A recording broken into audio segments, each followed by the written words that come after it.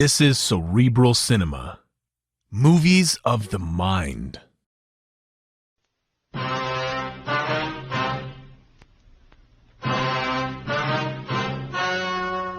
story you are about to hear is true.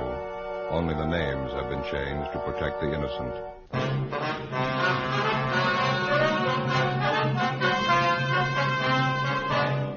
You're a detective sergeant. You're assigned a robbery detail. A man is pulled from his car on a deserted street. He's robbed, beaten viciously. His car is stolen. A criminal makes good his escape. Your job, find him.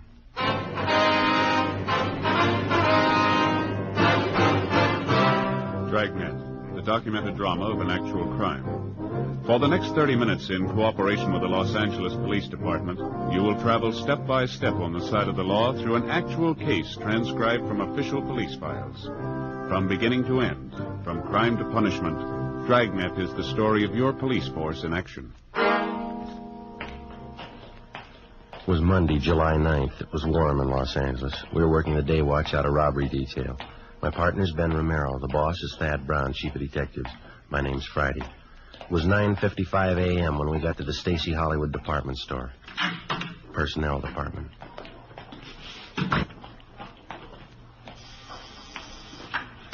Stacy Hollywood. That would be the yardage department. Yes, ma'am, I'll connect you.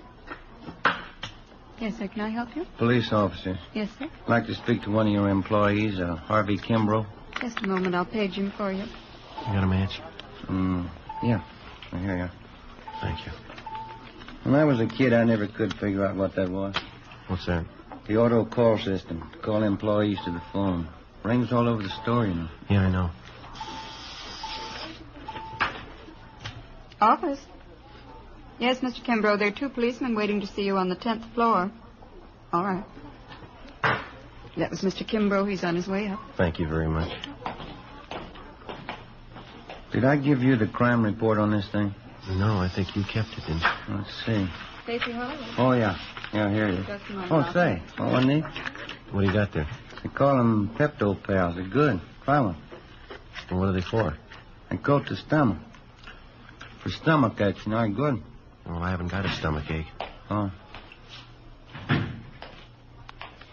These gentlemen here, Stella? Yes, that's right. Are you Harvey Kimbrough? Yes, sir, that's right. I sure appreciate you people coming over here. I don't like to take time off from work. It makes it tough on my partners, Clive and Warren. Yes, we understand. Janitor working a big store like this keeps you hopping. Beautiful on. You haven't got any idea who the hold-up men are yet, have you? No, sir, we haven't. We'd like to get a little more information on what happened. Did you talk to the 2 officers in the police car? Well, yes, we did, but it's customary for us to make a follow-up for any additional information. You fellows are plain clothesmen, ain't it? Yeah, we're from Central Robbery. Oh, I see. Well, I never knew I'd get this much service. Yes, sir. Wonder if we might step outside the office here. I don't imagine you want to discuss your personal business here in the office. That's very considerate of you. Thank you. Fine. Go ahead. Wonder if you'd mind going over it again for us, Mr. Kimbrough. Maybe something you didn't think of when the other officers talked to you. I believe I told them everything. I was on my way into work this morning about 5 a.m. You live out in Alhambra? Yes, sir, that's right. I take the freeway in. It was on Commercial Street that you were held up? That's right, Commercial, right near Alameda, almost to the corner. Where they're tearing those buildings down. Man flagged me down. Looked like his car was stalled. Yes, sir. Always make it a habit to stop when I see somebody in trouble. I know how it is that time in the morning. No gas stations open. Figured maybe the fellow needed a shove or something. So you stopped to give him a hand, is that right? That's what I had in mind. I'd no more than stop the car. And he came over, he pointed a gun at me and told me to get out. What'd you do?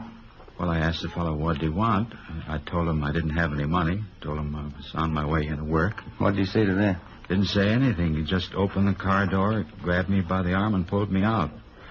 I wasn't prepared for it, and I kind of fell out onto the street. Yeah. I still didn't know what he was after. Thought at first he might have been crazy. He was going to kill me. Well, why'd you think he was going to kill you? Did he threaten you? Or? No, but the gun and all, and the way he pulled me out of the car, I just couldn't make it out. I see. Would you go on, please? Well, he took my wallet from me, all the money I had, $14. And then he said, don't bother to get up and stay right there for 5 minutes after I leave. And then he bent down and he hit me in the face. What'd he hit you with? With his fist. Hit me right Right here in the mouth. You can see the cut right inside my lip here. Yeah. It bled pretty heavy. Yeah, it's a nasty cut. Oh, it's better now. The men who came in the ambulance, they put something on it. It'll be all right. Well, did he knock you out when he hit you? No, I saw him get into my car, and then the car parked up ahead took off, and this man who held me up, he followed my car. Mm-hmm. Well, do you have anything more on the description of the hold-up man or his car? No, I think I told the other officers everything I could remember. Would you recognize the man if you saw him again, Mr. Kimbrough? Yes, sir, I think I would. Well, your car is a blue 1948 Dodge sedan, right rear fender damage. Is that correct? Yes, sir. Any other identifying marks at all? No, sir, that's about the size of it. And the other car looked to you like a late model Chevrolet, is that right? 49 or 50 anyway, two-tone green. Yes, sir, that's what we have. Did you see the license number on that? No, sir, I didn't. This witness who's listed here, Mr. Sidney Ferguson? That was the fellow that stopped and picked me up, brought me into work. Did you talk to him yet? He might be able to help. Well, we're going to see him as soon as we leave you. 800 block on Satakoy. Yes, sir, that's right. Sure hope you get that thief. My car, too. Awful hard to get around Los Angeles without a car. We'll do our best. I was just wondering, Mr. Kimbrough. Yes, sir, what's that? Well, you say that when the man hit you, he didn't knock you out. You weren't unconscious. No, sir, I was not. Well, did you try to locate a phone, call for help? I didn't have to. This Mr. Ferguson pulled up and stopped right away, and then the officers came. Besides, I figured I'd better do what I was told. How's that? I was afraid. I was going to wait 5 minutes. Ben and I left the department store, picked up our car in the parking lot next door, and drove out to the San Fernando Valley, the 800 block on Satakoy Avenue. Citizen's home was the one or so. Round back through the gate there down the driveway. Oh, this way, I guess, huh? Yeah.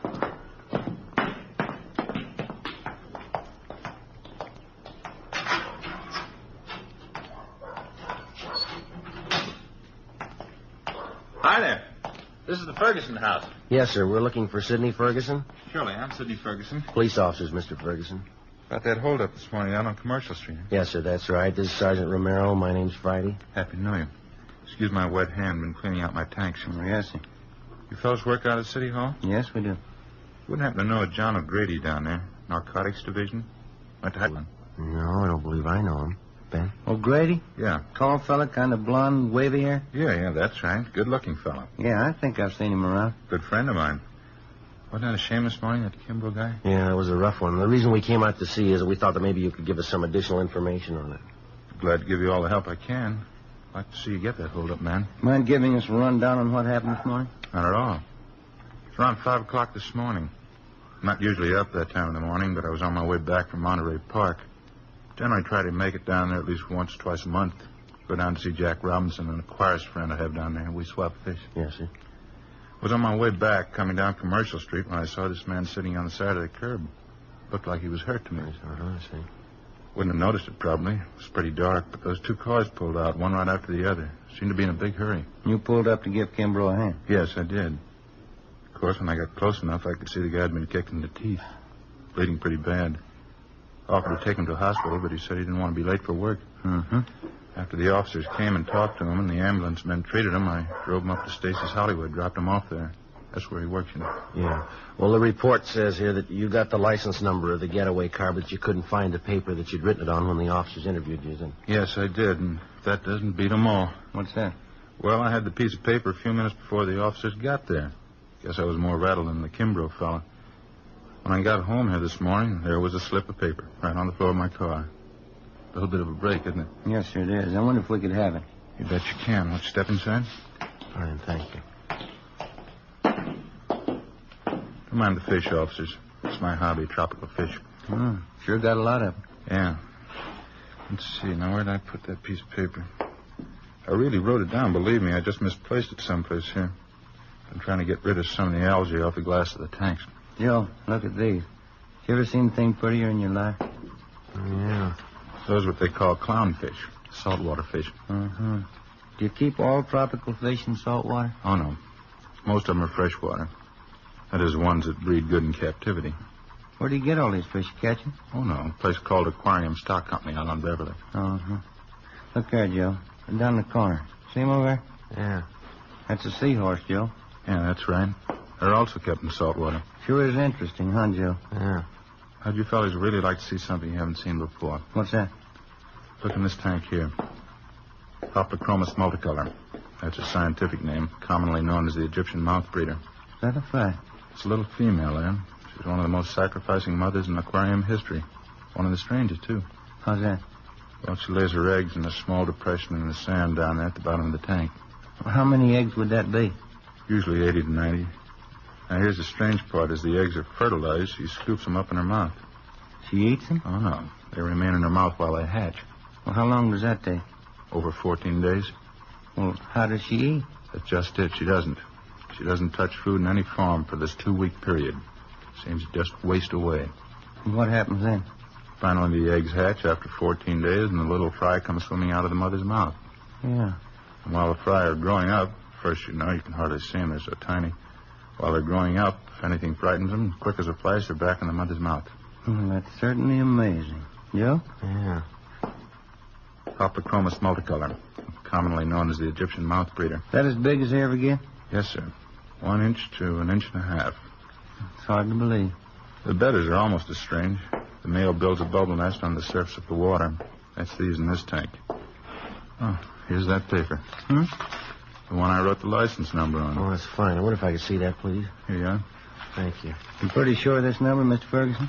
Yes, I am. I got a good look at it. Well, thank you much, sir. Yeah, thank you. Not at all. Wish you could come over and spend a little time. You seem kind of interested in tropical fish. Yeah, well, maybe I'll do that sometime. Bye. Bye. Sir. Thanks very much. That's a good break if this license number checks out, huh? Yeah. That Ferguson's a nice fella. Yeah. Say, Sergeant Romero. Yes, sir? You almost forgot. I meant to ask you. What's that? About 5 weeks from now. Yeah? How'd you like a nice pair of baby Egyptian mouth breeders?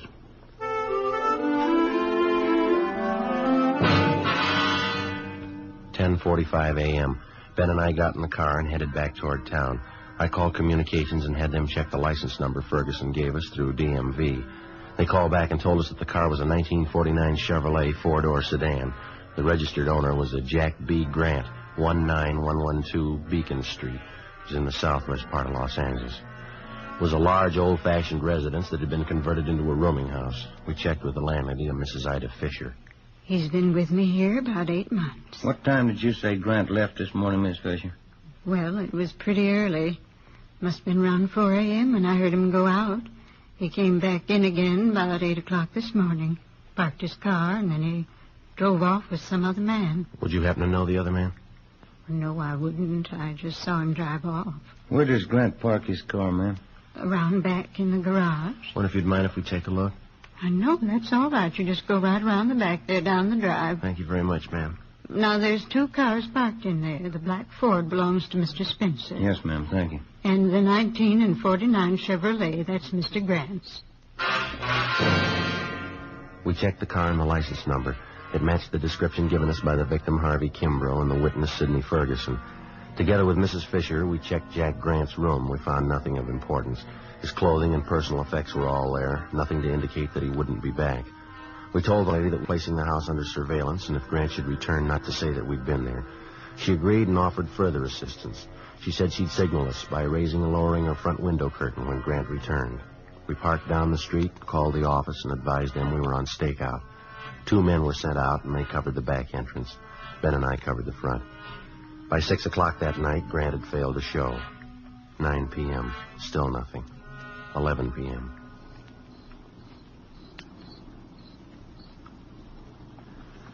What time did they say that relief team was coming out? Around 11 sometime. Chandler and Ricketts, huh? Yeah, I guess so. Oh, I sure am stiff. Feels like needles all over my body.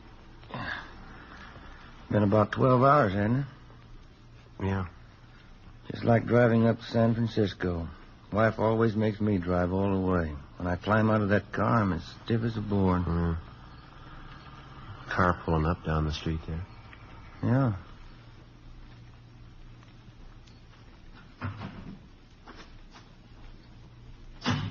Mm-hmm. That's Ricketts.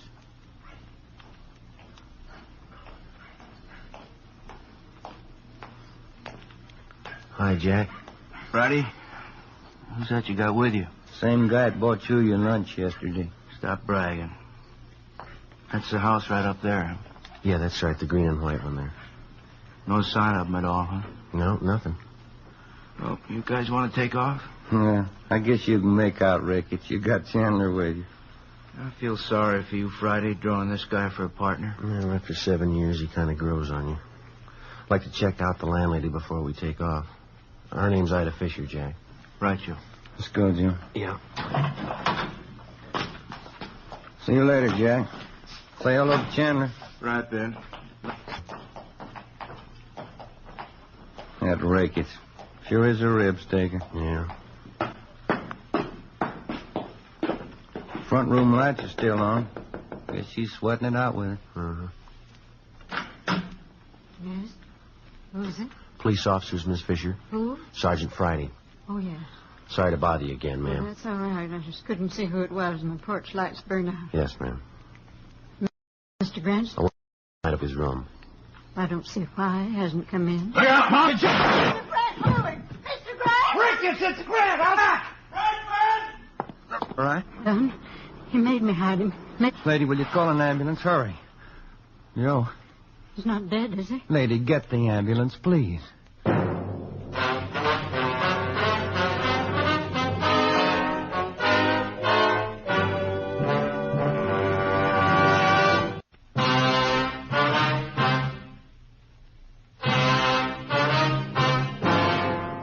Monday, July 9th, 11:28 p.m.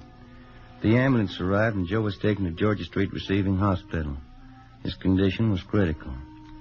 Despite the fact that the other men on stakeout at the house had closed in as quickly as possible, Jack Grant somehow succeeded in jumping out a side window and making good his escape through a maze of neighboring backyards. The men at the scene began a search of the immediate area. I called in and communications got out a broadcast on an APB. A special detail of men and cruiser cars was rushed to the scene and a blockade thrown up around the area. I stayed on and worked with Ricketts and Chandler. Under questioning, the landlady, Mrs. Fisher, broke down and admitted that Grant had given her $10 to keep his presence in the house a secret. He told us that when we'd searched the suspect's room earlier, he had hidden in the cellar. She was taken into custody. 1:30 a.m. I got a relief and I went downtown to the Georgia Street Receiving Hospital. P&F ward. We removed one slug from the upper thoracic region, another one from his right shoulder. Looked like they could have been .38 caliber. They've been marked for evidence. How's he doing? As well as can be expected. What does that mean? It's hard to tell. Depends on how it goes the next 4 hours. Can I go see him? No, we're not admitting anyone in there. Under sedatives, lost quite a lot of blood. It's pretty weak. You need anybody for transfusions? No, it's all taken care of. His relatives been notified? Yes, sir. Just his mother. She's visiting relatives up in Renton, Washington. I sent them a wire. They'll break the news to her. Yeah, that's about all we can do for now. Oh, I wonder if I couldn't sneak in and leave this carton of cigarettes for him. I'm afraid it's going to be some time before Sergeant Friday can use them. Just leave them. I'll have the nurse take care of it. All right, Doctor. Thank you. Is there anything I can get for him? Anything he needs? No. We're doing everything we can for him. You don't think I could just look in for a minute? No, I'm sorry. Must be something I can do. You got a good prayer handy?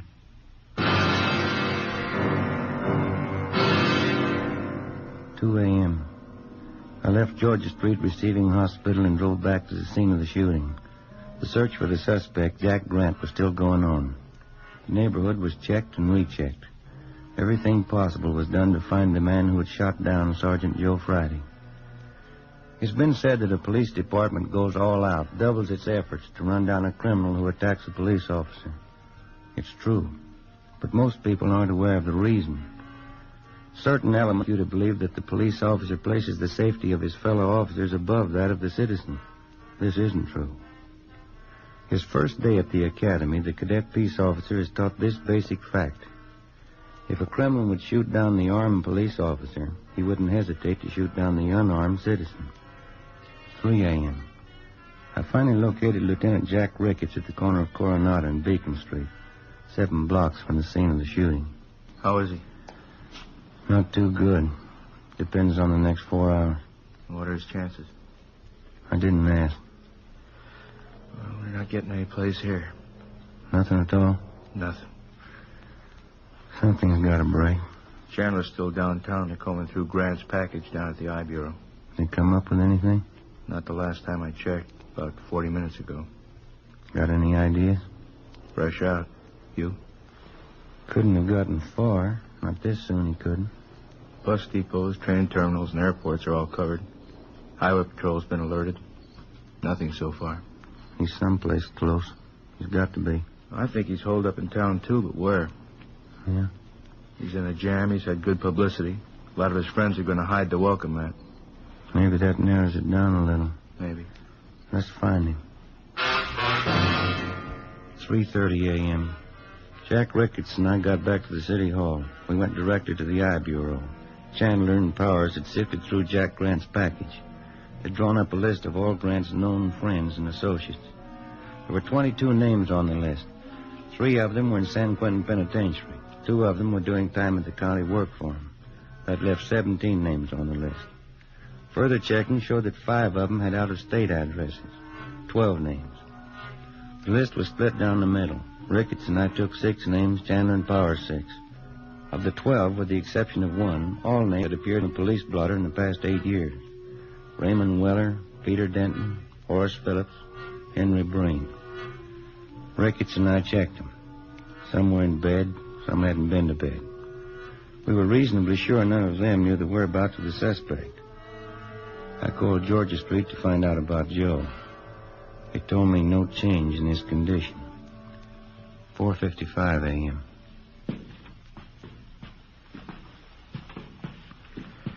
After this one, we get a quick bite to eat, huh? You don't look so good. I'm not hungry. What's this one's name? Anthony Baxter, room 23. This is it.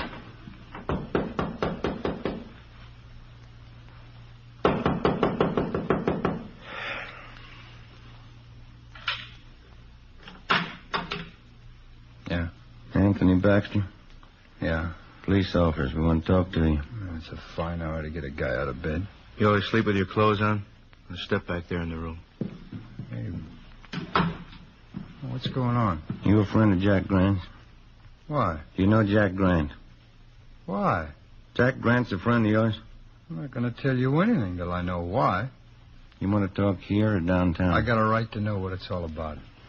Get your hat and coat. You just want to know if I know Jackie Grant, is that all? You want to get that coat and hat? I know Grant. Where is he? I don't want to get mixed up in anything. You're mixed up in it already. You know him. You know, that's the trouble with you guys.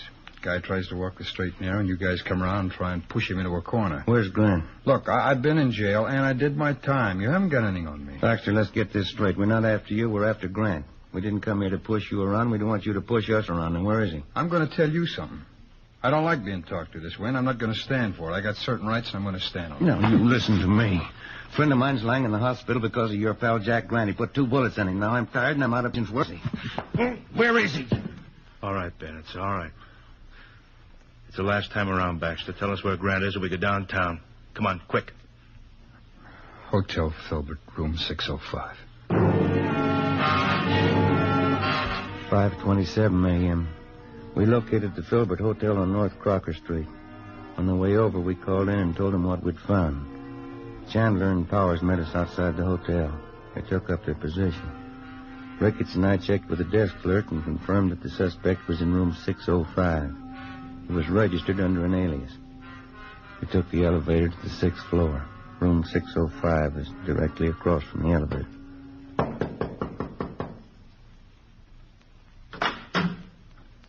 What is it? Police officer. Watch your pants. Now keep your hand out of that pocket, Grant. I wouldn't want to shoot you. 5:42 a.m. Ricketts and Chandler took the suspect into custody. It was 6:03 a.m. when I got to Georgia Street Receiving Hospital, P&F ward. Sergeant, How is he? you can go in. Don't stay too long. Thanks.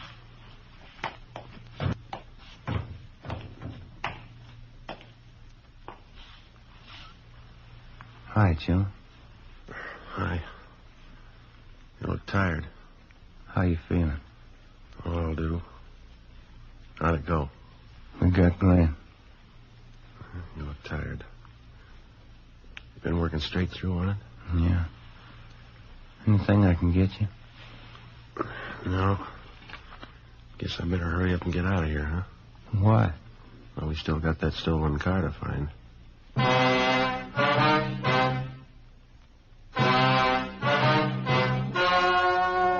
Story you just heard was true.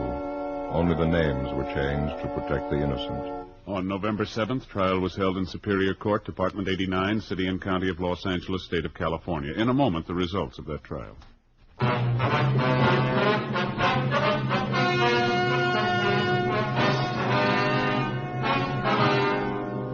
Jack Grant was tried and convicted on one count of assault to commit murder. He and his accomplice were convicted on several counts of first-degree robbery. Assault to commit murder is punishable by imprisonment for from 1 to 14 years. First-degree robbery by imprisonment from 5 years to life. The landlady, Ida Fisher, was placed on probation.